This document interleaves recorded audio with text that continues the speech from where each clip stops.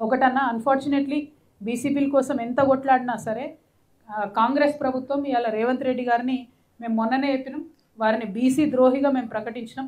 ఎందుకంటే ఇన్నిసార్లు ఢిల్లీకి పోయొచ్చారు ముఖ్యమంత్రి గారు, ఒక్క లెటర్ ఏక్ भी खत आपको नहीं दिखता साहब, इन्हों जाके मोदी साहब से पूछे कि 42% रिजर्वेशन पास करा दो बोल के, एक भी खत नहीं दिखता आपको.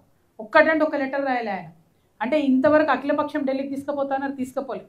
ఒక 2 సార్లు మాత్రం కాంగ్రెస్ నుంచి అక్కడ పోయి ఏదో ధర్నాలు చేసినట్టు చేసిరు.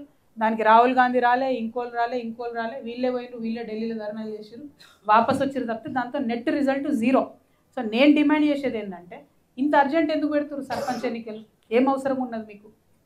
జయలలిత గారు తమిళనాడులో 9 ఏళ్ళు ఆపిన ఎన్నికలు, ఆపితే అక్కడ రిజర్వేషన్ వచ్చింది బీసీలకు, అక్కడ బీసీలకు వచ్చింది, ఎంబీసీలకు వచ్చింది. మరి ఇవాళ మన దగ్గర ఉవ్వెత్తున ఉద్యమం సాగుతున్నది, అందరు మొత్తుకుంటున్నారు, మాకు కావాలని కోరుతున్నప్పుడు వీళ్ళకంతా హడావుడేముంది? పోనీ కేంద్రం నుంచి నిధులు రావంటే మీరు ఏదైనా అండర్స్టాండింగ్ చేసుకోవచ్చు కదా. పంచాయత్ సెక్రటరీలు ఉన్నారు కదా, మినిస్టర్లు ఉన్నారు కదా, ఇక్కడ గ్రామీణ వెల్ఫేర్ శాఖ ఉంది, అక్కడ గ్రామీణ వెల్ఫేర్ శాఖ ఉంది, ఎందుకు ఆగుతాయి నిధుల ఫ్లో? మీరు చాలా అప్పులన్నీ కూడా మేము మాడిఫై చేసి వాటిని ఇంట్రెస్ట్ రేట్లు తగ్గిస్తున్నాం అని గొప్పలు చెప్పుకుంటున్నారు కదా, మరి ఇది చేయండి. ఎందుకు చేయరు? అంటే మీ మైండ్లో, మీ మనసులో బీసీలకు న్యాయం చేయాలని ఉద్దేశమే లేదు ఈ కాంగ్రెస్ పార్టీ. ఉంటే ఇంత తొందరపడి ఎన్నికలు పెట్టరు. ఓకే ఠీకే, 42% కాంగ్రెస్ పార్టీ ఇస్తూ ఉంటుంది.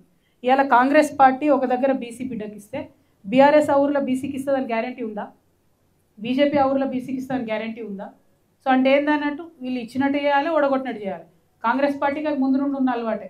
ఏం చేసిండ్రు? పోయిన ఎన్నికల బీసీ డిక్లరేషన్ ఇక్కడ చేసిర్రు, కానీ జిల్లా మొత్తంలో ఒక బీసీకి ఇవ్వలే. మొత్తం రాష్ట్రంలో ఒక పద్మశాలికి ఇస్తే ఎక్కడ ఇచ్చారు? చార్మినార్ కాడ ఇచ్చారు, పత్తర్గట్టి అదేదో కాన్స్టిట్యున్సీలో, యాకత్పుర కాన్స్టిట్యున్సీలో. ఆడ బ్రహ్మదేవుడు కూడా గెలవడాడు ఎంఐఎం మీద, ఆడ తీసుకుపోయి పద్మశాలిలకు ఇచ్చిండ్రు, ఆయన తోడగొట్టేసి. అంటే ప్రాబ్లం ఏంది అని అంటే, ఎక్కడైతే ఓడగొట్టాలో అక్కడ ఇచ్చినట్టు చేస్తారు అన్నట్టు, కానీ లాభం రాకుండా చేస్తారు. సో ఇవాళ నిజంగా కూడా పోనీ మీరు 42% ఏ ఊర్లలో ఇస్తారో అన్ని పార్టీలు చెప్పండి, అన్ని పార్టీలు మేము అదే ఊర్లో బీసీలకు ఇస్తామని చెప్పండి. సాధ్యమవుతుందా? కాదు కదా. కానప్పుడు ఎందుకు మోసం చేయాలి? ఇందులో అందరికన్నా పెద్ద ద్రోహి బీజేపీ పార్టీ, వాళ్ళని కూడా మేము నిలదీస్తాం. రెండవ ద్రోహి కాంగ్రెస్ పార్టీ, వాళ్ళని కూడా ఖచ్చితంగా మేము నిలదీస్తాం. Thank you. జై తెలంగాణ. ఫీ రీఎంబర్స్మెంట్ గురించి చాలా కొట్లాడినాం బ్రదర్, మీరు కూడా చూసారు. కౌన్సిల్లో కూడా బలంగా వాదనలు వినిపిస్తే ఆనాడు ముఖ్యమంత్రి గారు దిగొచ్చి మేము పాతది కొత్తది అన్నీ కలిపి ఎవ్రీ మంత్ ఇన్స్టాల్మెంట్స్ క్లారిటీగా ఇస్తామని చెప్పిన తర్వాత ఇవ్వకపోతే కాలేజ్ యాజమాన్యాలు మళ్ళీ వాళ్ళు ధర్నా చేస్తామన్నారు. అంటే మొన్న 300-600 కోట్లు ఇచ్చినట్టున్నారు. కానీ ఆ పాలసీ వల్ల నేను నిజంగా బాధతో చెప్తున్నాను, ఇలా పాలిటిక్స్ ఏం లేదు, హెవీగా లాస్ అయ్యేది ఆడపిల్లలు.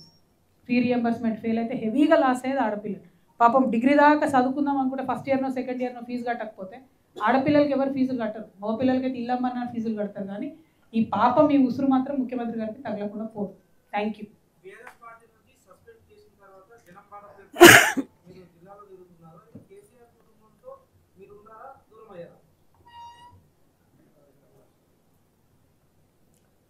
అంటే నన్ను కుటుంబం నుండి దూరం చేసినామని చెప్పి, దూరం చేయాలని చెప్పి చేసినటువంటి కుట్రలో భాగంగానే నన్ను బీఆర్ఎస్ పార్టీ నుండి సస్పెండ్ చేయడం జరిగింది.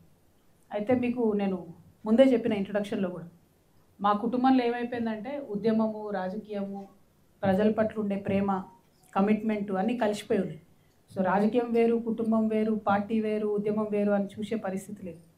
ఇవాళ నా తల్లిదండ్రుల నుండి నన్ను దూరం చేసినా కూడా నేను నా మరో కుటుంబం అనుకునే తెలంగాణ కుటుంబం కోసమే పనిచేస్తాను. ఒక ఆడబిడ్డగా నాకు డెఫినెట్గా బాధ ఉంటుంది కదా బ్రదర్. నేను జైల్లో ఉన్నప్పుడు కూడా నా పిల్లల కన్నా ఎక్కువ నేను మిస్ అయింది, బాధపడ్డది మా మదర్ గురించి, ఆమె హెల్త్ గురించి. ఇప్పుడు మదర్ ఫాదర్ నుంచి నన్ను దూరం చేసి కొంతమంది శునకానందం పొందుతుండొచ్చు, కాకపోతే నాకు ఇంకో పెద్ద కుటుంబం ఉన్నది. ఆ కుటుంబం యొక్క బాగోగులు చూసుకోవడానికి, ఆ కుటుంబం యొక్క సమస్యలు అడ్రస్ చేయడానికి, అంటే నాతో అంత అవుతుందా అన్ని సమస్యలు అడ్రస్ చేస్తానంటే చేయలేకపోవచ్చు. కానీ నేను అడుగుతా, బరాబర్ అడుగుతా, అడిగే కాడికి అడుగుతా, వీలైన కాడికి ఈ సమస్యలు సాల్వ్ చేయడానికి నా వంతు ప్రయత్నం నేను చేస్తాను. సో మరో కుటుంబాన్ని నేను తెలంగాణలో వెతుక్కుంటున్నా.